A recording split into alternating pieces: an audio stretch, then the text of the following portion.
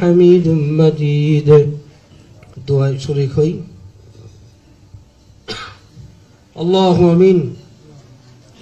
ربنا ظلمنا أنفسنا وإن لم تغفر لنا وترحمنا لنكونن من الخاسرين. আল্লাহ বিশেষ করে মাহবুব আজকে যে দোয়ার অনুষ্ঠান করা হয়েছে আল্লাহ আল্লাহ আপনি তো বান্দার মনের খবর জানেন, আল্লাহ দিলের খবর জানেন, সব কিছুই জানেন।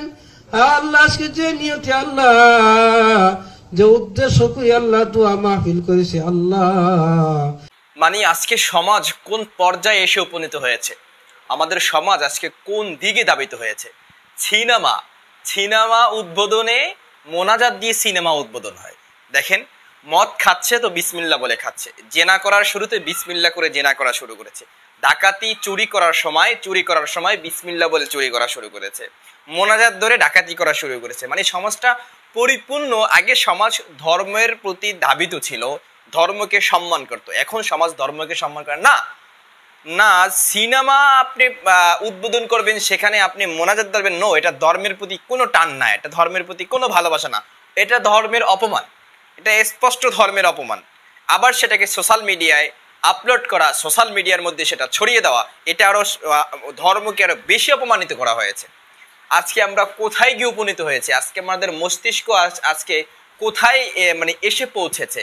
আজকে আমরা অশ্লীল সিনেমা উদ্বোধন করি, নর্তকীদের সিনেমা উদ্বোধন করি, তাও আবার মসজিদের মোল্লাকে এনে। এই মোল্লাও এমন মোল্লা, মানে মৌলবী সাহেব এমন মৌলবী সাহেব, করার কিছু নাই তো, বাধ্য বসলাম, যতই বাধ্য হয় আমি তো বলে দিতে পারি আপনার একটা অশ্লীল সিনেমা, এখানে নর্তকীদের কাজবাজ হচ্ছে, সেখানে কেন আমি একজন মাওলানা হয়ে, আমি একজন ধর্মীয় একজন গুরু হয়ে, আমি একজন আলেম হয়ে কিভাবে সেখানে যাই উদ্বোধন করতে।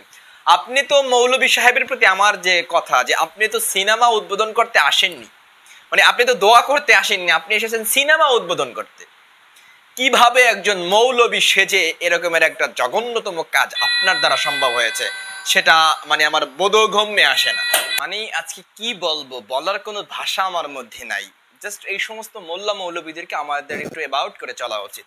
এই সমস্ত মোল্লা মৌলবীদের কাছে আমাদের ধারস্থ একটু কম হওয়া উচিত, কারণ এরা দুনিয়ালবী, এরাই হচ্ছে ওলামায়ে সু, এরাই হচ্ছে প্রকৃতপক্ষে ওলামায়ে সু, এরাই হচ্ছে ধর্মকে নষ্ট করছে, এরাই হচ্ছে ইসলামের যে মধ্যকার যে গোলাপ ছিল, এরা গোলাপকে এরা মানে কি বলবো আর কি, এরা ইসলামের মধ্যের গোলাপকে এরা জঘন্যতম একটা মানে সাইডে নিয়ে গেছে। এজন্য আমরা বেশি বেশি দোয়া করি এই সমস্ত আলেম ওলামাকে আল্লাহ তাআলা হেদায়েত দান করুক। আর এই সমস্ত সিনেমা যারা প্রতিষ্ঠা করতেছে, যারা সিনেমা উদ্বোধন করতেছে, অশ্লীলতা যারা ছড়াচ্ছে ছিটাচ্ছে, রব্বুল আলামিন তাদেরকেও হেদায়েত দান করুক।